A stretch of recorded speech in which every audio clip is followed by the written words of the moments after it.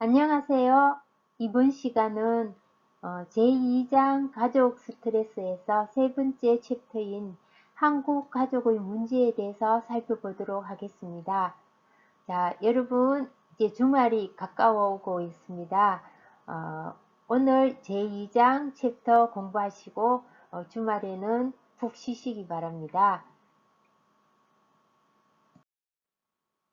한국에 가족 상담, 가족 치료가 도입된 시기는 1970년대부터이며 미국에서 교육을 받은 사회복지 전공 교수들에 의해서 도입되기 시작했습니다.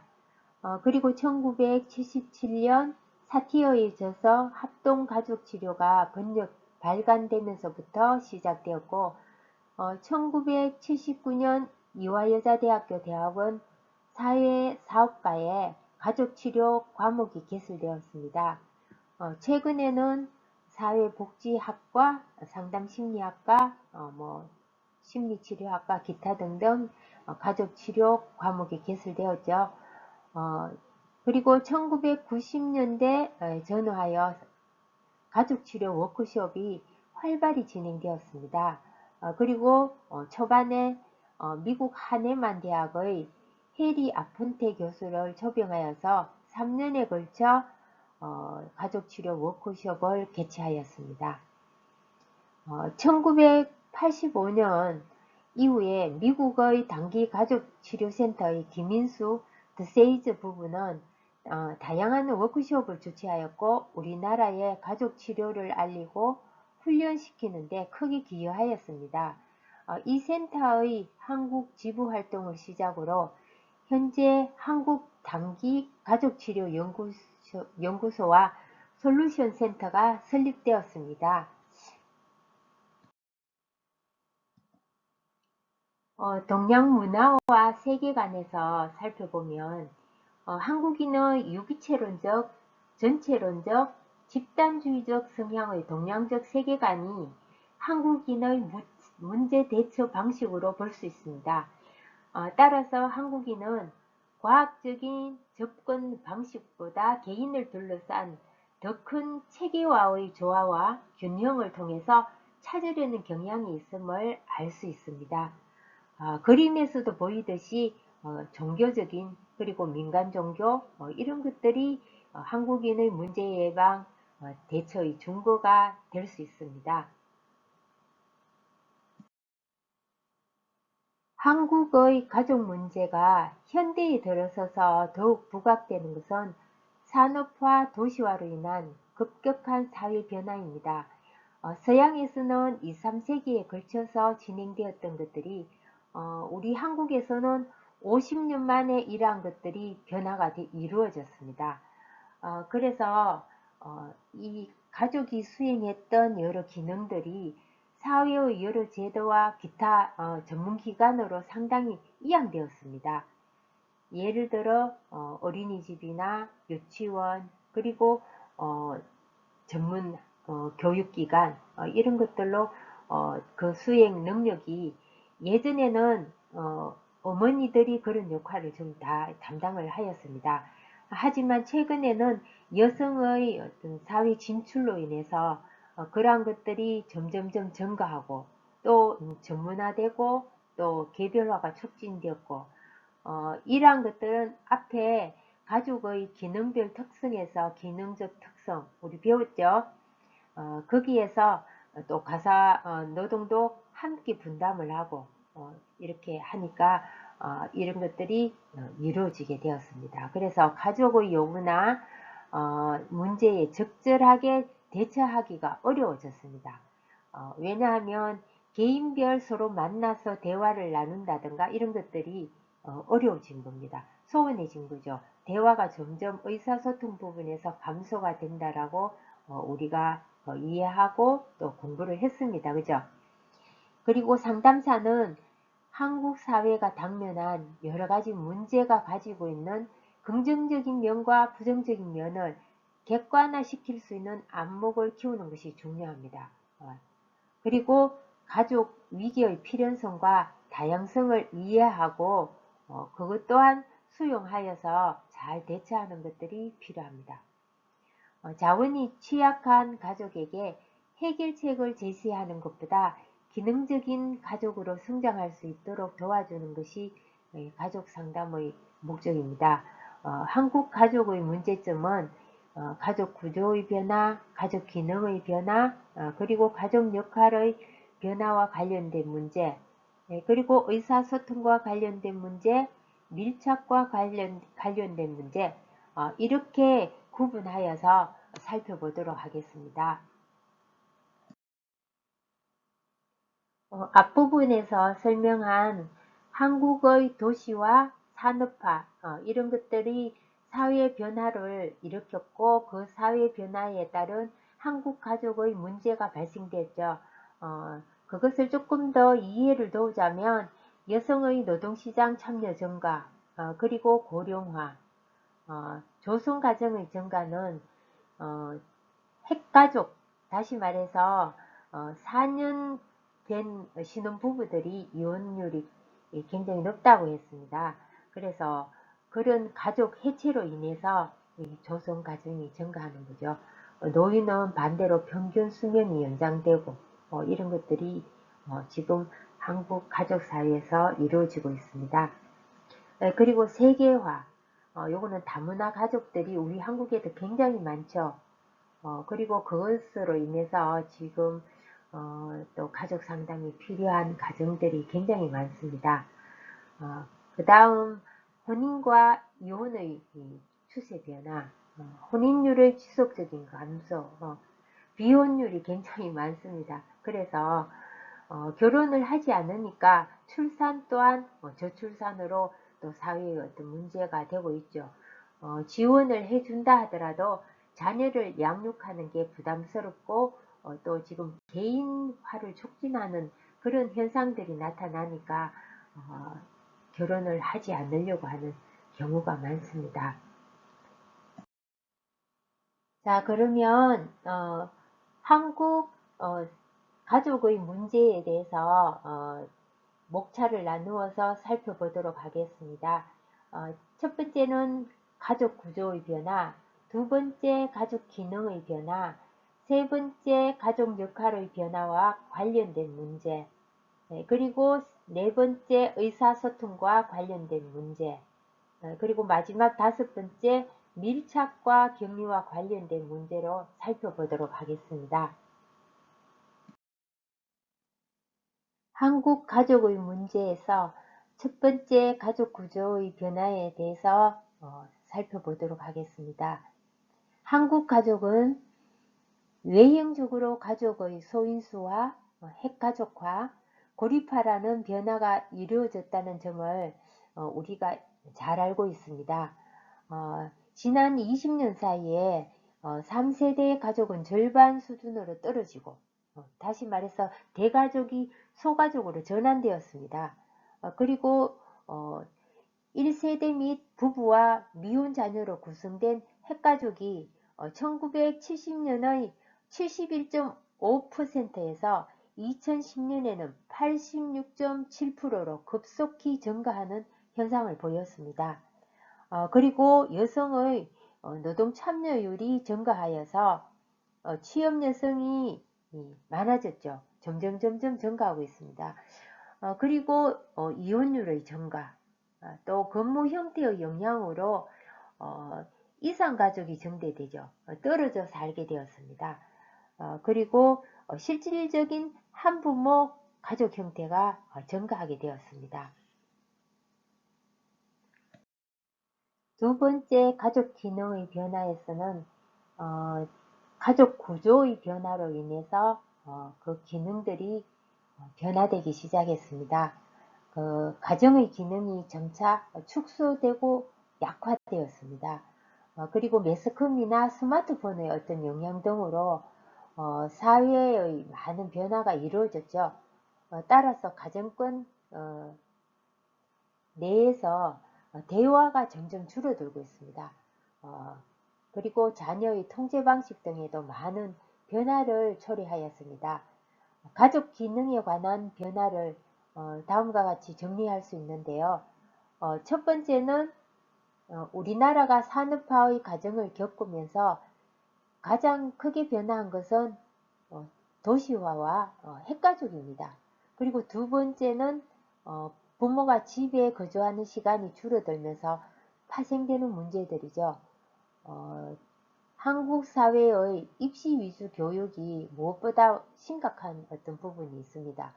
그리고 많은 가정에서는 자녀의 입시 경쟁을 높이기 위해서 가족 자원의 대부분을 소모하는 자녀의 과보 혹은 가정교육의 부재라는 현상을 초래하고 있습니다. 세 번째, 현대인이 사회 또는 경제적 활동이 증가함에 따라서 이와 관련된 어떤 긴장과 갈등을 줄이기 위해 가족의 중요성이 부각되고 있기는 하나 가족 안에서의 정서성 또 휴식의 기능에는 많은 변화가 있었습니다. 다시 말해서 정서적으로는 그다지 현재는 안정권에 들어있지 않다는 거죠. 그리고 이런 것들이 중요하게 생각한다 하더라도 점점 우리는 사회의 변화에 따라서 가족끼리 여가나 휴식을 갖는 것보다 개인 생활로 많은 시간을 소모한다고 통계에 알려져 있습니다. 이것은 가족 간의 대화 부족과 또 그에 따른 다양한 문제의 발생으로 이어질 수밖에 없습니다. 가족 역할의 변화와 관련된 문제를 살펴보도록 하겠습니다. 1987년 남녀고용평등법 제정을 시작으로 양성평등 등 여건의 범위는 광범위한 문제로 확대되었습니다. 2005년 호주제 폐지 그리고 2015년 한통제 폐지에 이르기까지 많은 진전을 보였으며 이러한 것들은 여성들에게 적극적인 삶을 살 수 있도록 도와주었습니다. 하지만 변화의 수용에 소극적인 남성의 관점은 현대 가족 문제에 많은 불씨로 남아 있습니다. 이 같은 법적 제도적 변화가 우리 사회에 여전히 뿌리 깊게 남아있는 가부장적인 문화와 맞물려서 가정생활을 어렵게 하는 것이죠. 현재 한국 가정의 현주소는 변화의 소용돌이 속에 휘말린 과도기적 충격에 직면했다고 할 수 있습니다. 따라서 한국 사람들이 겪는 경제적, 신체적, 심리적 어려움은 가족의 사회보장적 기능과 사회국가의 공적 구조체계에 전환하는 과도기의 시점에 와 있다고 생각합니다. 그러면 첫 번째 부부관계에 대해서 한번 살펴보겠습니다. 전 세계적으로 현재 확산되고 있는 여성 해방운동을 통해서 반항과 투쟁이 전개되기 시작했습니다. 그리고 산업사회의 어떤 변화로 인하여 물질적인 풍요, 또 교육을 통한 여성의 의식 수준 이런 것들이 향상이 되었고 사회 진출이 증가하게 되었습니다. 그리고 자유와 평등의 가치가 강조되었죠. 현대 한국 가정의 부부관계에서 주목할 점은 남편과 부인의 의식 격차라고 볼 수 있습니다. 표면적으로 보면 한국 가정에서의 부부관계는 더 이상 남편의 어떤 독단적인 의사결정에 의해서 가정의 중요한 일이 결정되지 않는 것처럼 보입니다. 부인의 권한이 강화된 것처럼 보이는 거죠. 그러나 부부관계의 내부에는 남편이 아내를 지배하고 통제하려는 전통적인 관계가 그대로 존재합니다. 이와 같이 불안정한 부부관계가 가정폭력의 문제를 아는 부부들에게서 자주 볼 수 있습니다. 최근 들어 급증하는 이혼율과 독신율의 증가는 이와 같은 사실을 잘 드러내고 있는데요. 결혼이나 비혼, 저출산율, 기타 등등 그리고 20년 된 그 부부들이 이혼율이 증가하는 그 이유도 포함된다라고 할 수 있겠습니다. 두 번째 부모-자녀 관계에서 살펴보면 현대 사회에서는 자녀에 대한 부모의 권위가 많이 약화되었습니다. 아니면 축소되거나 부모-자녀 간의 상호작용의 감소로 인한 것이라고 지적할 수 있습니다.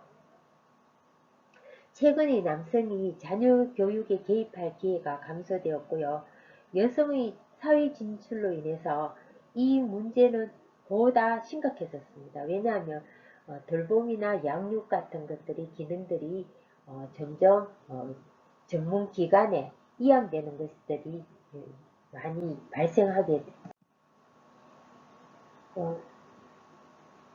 어, 발생하게 되었기 때문입니다. 따라서 그 문제 행동 또한 다양화되고 있습니다. 상담 과정에서 만난 문제 행동의 청소년들이 그리는 가족상은 다양한 특징을 보였는데요. 예를 들면 대인관계의 어려움을 가진 청소년이 그리는 어떤 가족상은 가부장적 가족으로 이른바 권위 있는 아버지로 인한 긴장이 주요 주제입니다. 그런데 등교 거부의 문제는 아버지상의 권위가 무너진 것과 관계가 있다고 생각됩니다. 청소년들이 그리는 가족상은 희박한 아버지의 모습뿐이었습니다. 그래서 최근에는 아버지의 부재라는 단어가 자주 인용되었는데요. 이는 청소년 문제로 자주 언급되는 폭력과 따돌림의 문제와 무관하지 않다고 생각합니다. 한국 가족의 문제에서 의사소통과 관련된 문제를 살펴보도록 하겠습니다. 한국인의 의사소통의 특징으로는 이성적이기보다는 감정적인 경향이 많습니다. 그리고 그것은 감각적이고 이성적 판단을 흐리게 하여서 서로 어떤 타협을 하기보다는 자기 주장만 내세워서 하나의 통일된 견해로 합쳐지지 않으면 만족하지 않는 어떤 강박적인 속성이 있습니다. 따라서 그 한국인이 가진 권위주의적 성격의 특징과 맞물려서 자기의 힘을 과시하려는 경향이 있습니다. 바로 일방적인 소통인 거죠. 그리고 세 번째는 보면 형식적이고 비언어적인 의사소통을 선호한다는 점입니다. 한국인의 형식주의적 성향은 가족 제도와 관련해 볼 때 자기 소신대로 행동하기 전에 다른 사람에게 민감하게 반응하거나 눈치와 체면을 중요시합니다. 그리고 비언어적인 의사 전달의 선호로 이어집니다. 그리고 의사소통의 내용에서는 과거 지향적입니다. 따라서 새로운 것을 추구하는 젊은 세대와의 괴리감을 조장할 수 있고 또 결국 대화의 차단으로 이어질 수도 있습니다.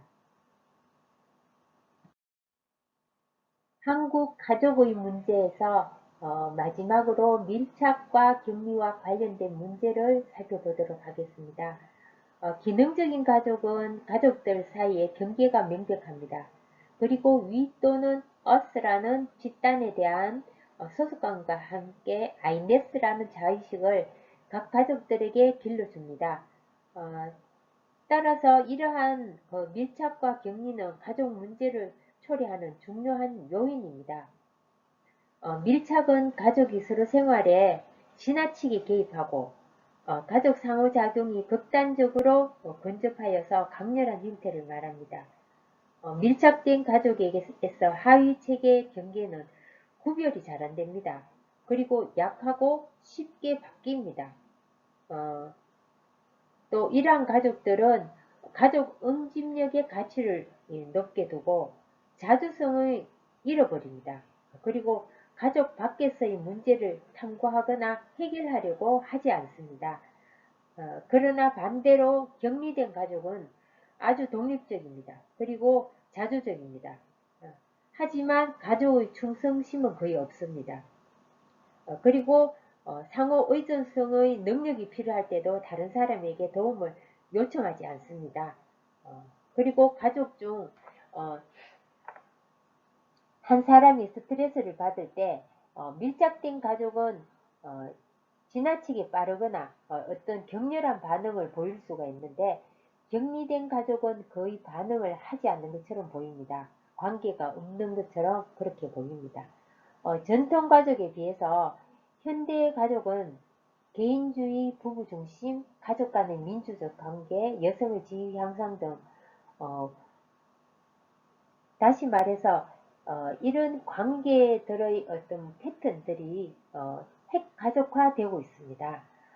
또한 한국인의 주요 가치들은 효나, 또 화평, 조화, 또 중용, 분수를 지킨다. 그리고 질서, 충성심, 순응심, 많죠. 인격의 통합, 또 강한 소속 의식 등 이런 것들을 많이 이제 형성하는 데 기여를 했죠.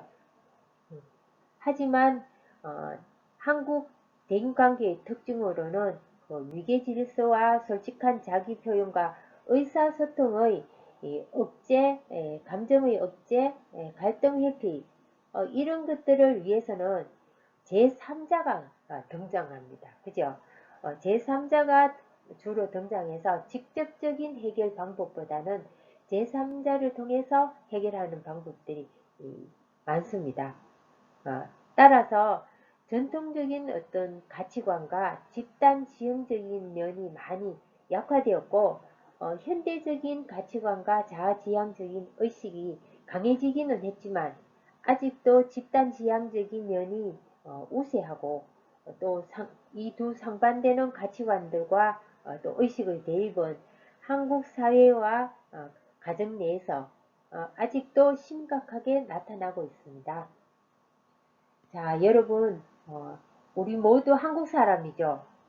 그러면 내가 하는 의사소통 방식이나 또 아니면 가족 간에 우리가 어떤 애착 관계 그리고 어떤 식으로 분리되어 있는지 격리가 아니고 분리, 격리선 떨어져 있는 거죠. 그죠? 그래서 내가 현재 생활하고 있는 방식들을 한번 되짚어보고 통찰하는 시간이 되기를 바랍니다.